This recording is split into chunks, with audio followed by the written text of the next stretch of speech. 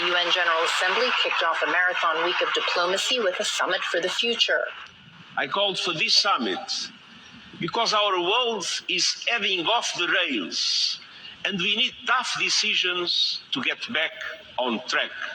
The signature event adopted by consensus a wide-ranging pact for the future, a blueprint aimed at ensuring that international institutions can deliver in a world that has changed dramatically since they were created in 1945. Russia, which raised numerous objections to elements of the pact as the months-long negotiations were wrapping up last week, sought to amend the document moments before its adoption, but failed. The pact has lofty goals for eradicating poverty, ending hunger, and building peaceful and inclusive societies. It also seeks to bridge the digital divide.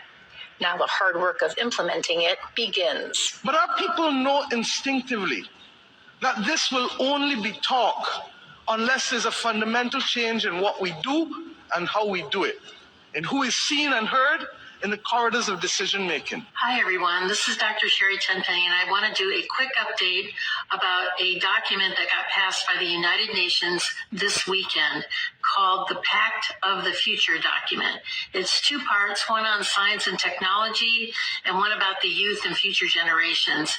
It is quite egregious, and it was done by a procedure called the silence procedure, which makes it a pact, and if no one objected, it is automatically adopted and put into the record as being completely adopted.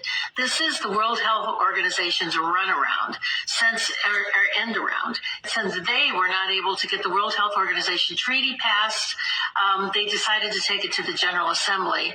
And it is even more egregious than what the World Health Organization was wanting to get passed. Let me just read you something really quickly about what is inside of this pact that is now being accepted by 193 nations around the world and equally open about what is inside of this pact that is now being accepted by 193 nations around the world and equally open-armed accepted by our current administration. It says that this is the power structure fully digital and maximized for the control of the masses.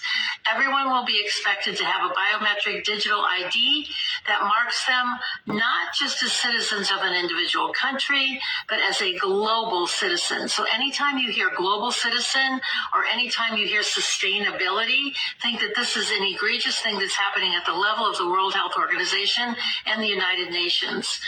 Anyone that has a dissonant opinion will be labeled as misinformation, disinformation, or malinformation and memory hold. Perpetrators for unapproved information will be fact-checked and punished by the system, which will be operated and enforced by artificial intelligence. Punishments will include being locked out of one's bank account, being unable to make certain purchases, unable to get on an airplane, on a subway, drive on public roads. This is the future, according to the world's self-appointed overlords at the United Nations.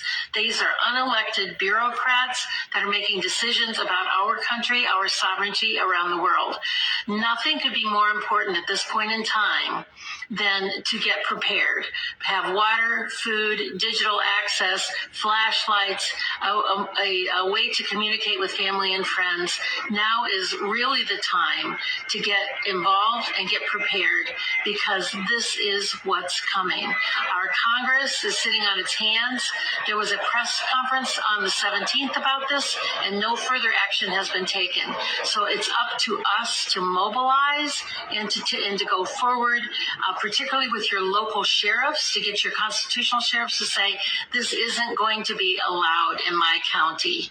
Thank you very much. Take action. We've been talking about the onset of one world order, one world government, one world religion, one world money for a long time. Well, it's no longer coming. It's here. Dark and difficult times. Habakkuk 2 and 3. For the vision is yet for an appointed time, but at the end it shall speak and not lie. Though it tarry, wait for it, because it will surely come. It will not tarry. Real quick video, just sounding an alarm. as all the elders and brothers are doing regarding the updates and things of the MOTB. Giving all praise, honor, and glory to Yahweh Bahashemi, Yahweh Shah Bahashemi, Kakwadash. Shalom, peace and blessings and power and strength to the men pushing the same work and the same truth. Starting from the elder apostlement of the Great Millstone Church and on down. Just want to bring this out real quick. Brothers been passing this, been reposting it and talking about this video. Just sounding the alarm, and speaking on it myself, a little real quick video. It's speaking. So it's speaking. As Habakkuk 2 and 3 says, for the vision is yet for an appointed time, but at the end it shall speak. So the prophecy, the vision itself is going to speak for itself. It's here. But what a vision is this exactly?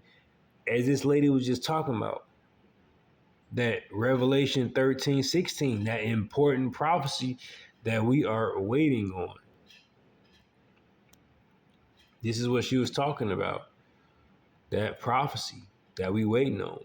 That chip mandate, the mandate of that chip. That Revelation 13:16, which reads, and he causeth all, both small and great, rich and poor, free and bond, to receive a mark in their right hands or in their foreheads, and that no man might buy or sell, save he that had the mark or the name of the beast or the number of his name. Apostles and elders of the Great Millstone Church have been going into this thing, breaking it down, technocracy, transhumanism, AI, data centers, breaking it down, flipping it upside down, just completely exposing this thing, warning the flock, informing the flock, letting y'all know what it is and what it ain't, completely laying it all out there so y'all can be fully understand what this thing is. And this vision is speaking. John 14:29. And now I have told you before it come to pass, that when it come to pass, ye might believe. Red words is Yahweh Shai. And what words do we speak? Start from the apostles of the Great Millstone Church. The words of Yahweh Shai, because we have the doctrine of Yahweh Shai, Yahweh Ba'ashim Yahweh Shai. So what we say is what the Lord say. And through the Spirit, the apostles and elders on down, we've been saying, and all the brothers in the GMS church, because everybody else tweaking with this MOTB thing. All right, so when it comes to pass, you're going to believe, and you're going to know who was right about this thing, who the real prophets were. All right, so this vision is speaking. The vision that John the Revelator saw, speaking. This vision, cause of all both small and great, is speaking. It's beginning to speak because it's not fully, they ain't mandated, they ain't caused all, but it's speaking, it's sprouting its head. It's here. So that's the point. Sounding the alarm. And this is it. Joel 2:1.